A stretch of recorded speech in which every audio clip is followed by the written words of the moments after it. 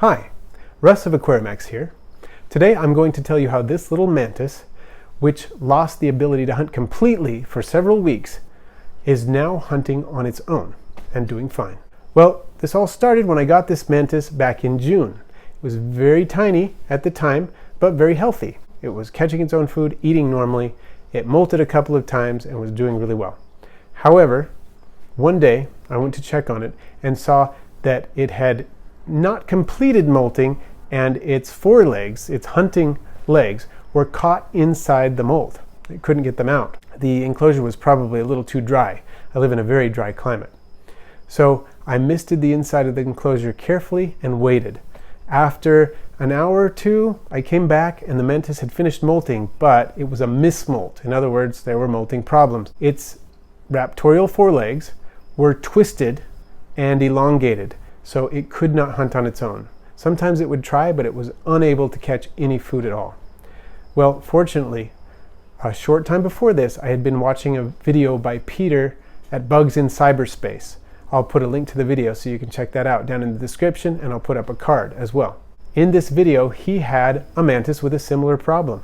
It had mismolted and had some misshapen forelegs, and it was twisted to one side as well. And he said what he did was to take flies, put them in the freezer, and then hand feed the mantis. And he mentioned a couple of things that really helped me. He said the mantis will eat flies as long as once it's started eating, it will keep going as long as you're putting food there. So he would start with one fly and then put another fly there as the other fly was being finished.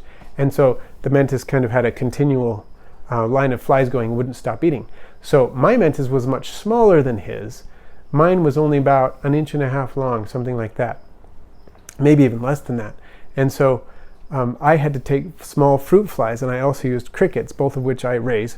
And so I would take these flightless fruit flies and the crickets, and I would have to kind of tease the mantis to get him started, or it started. I don't know if it's male or female at this point.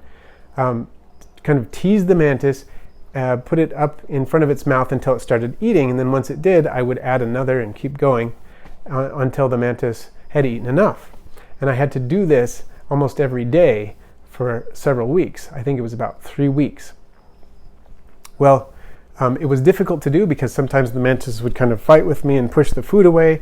The mantis would also try to grab the food but wasn't really able to do it. Once in a while, it was able to get the food with one of its arms in a way that sort of propped it up, but it couldn't really hold the food with its raptorial forelegs. It had to use its mouth, and it has some supplementary structures along the side of its jaws that help it hold the food.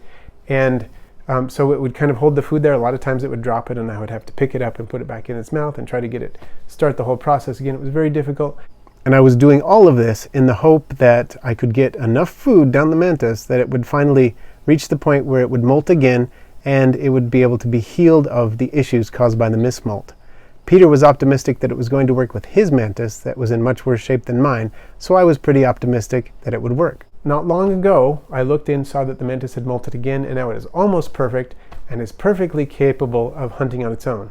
So I would like to say thanks to Peter at Bugs in Cyberspace for releasing his video, because if I hadn't seen that video, my mantis would probably not be alive today.